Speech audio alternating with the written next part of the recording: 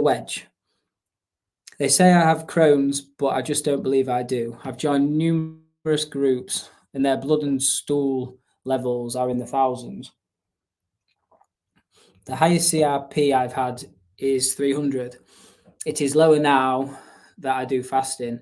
It's all started in the ileum, which is the first part of the small intestine, by the way.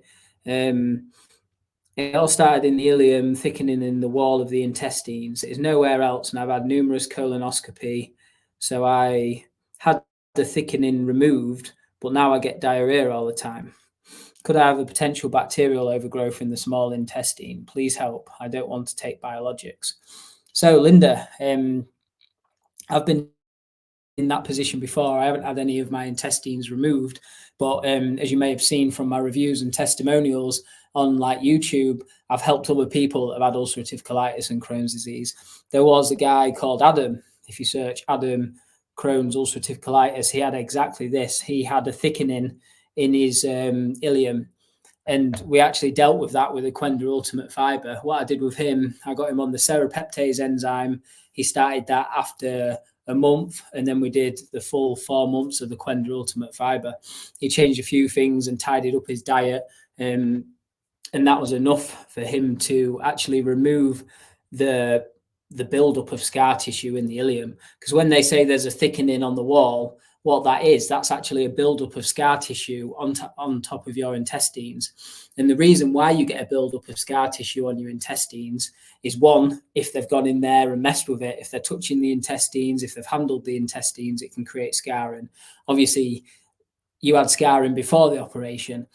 So the main reason why you had scarring in your intestines is, what I believe and what I've seen across the board with people over the last 7 years, is you first have inflammation.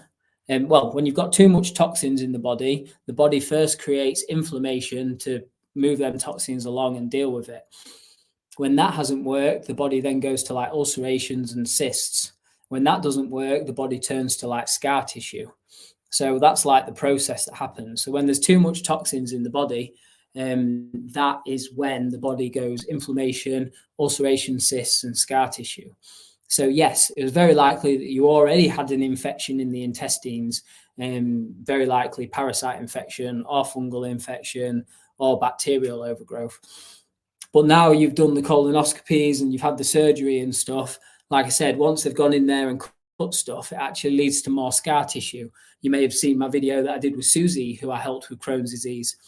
And she said she had to keep having operations to cut out parts of the intestine.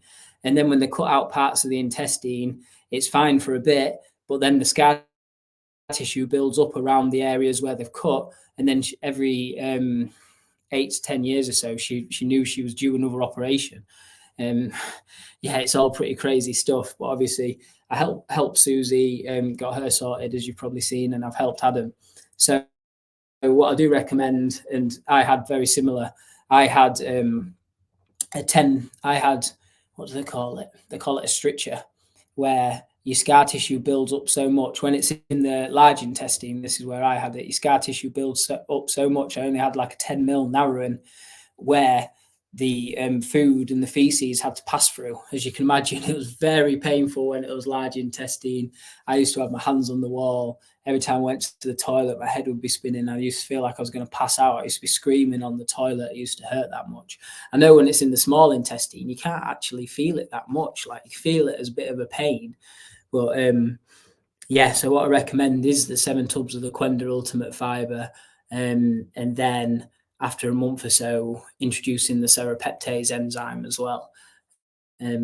If you want to know more about that protocol, you can obviously search the Ultimate Fibre forum. I've spoke about serrapeptase after a month. You just want to be having the serrapeptase on an empty stomach. What I love about the serrapeptase is it eats away at scar tissue.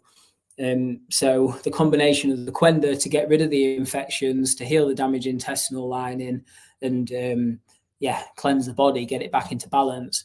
And then having the serrapeptase, which is an enzyme that eats away at scar tissue, pretty magic stuff. That combination is what I've seen work with myself, with Adam, with Susie, and I've done it with a lot of people. I'm thinking of the people that have been on video. there was Josh and another lad from Scunthorpe. Anyway, so yeah, that's what I recommend. There will be some underlying infection that's creating the reason why your body is creating that inflammation and then leading to scar tissue. So we need to cleanse the body, get it back into balance, and then we can also deal with the scar tissue with serrapeptase as well. So yeah, excited to help you out.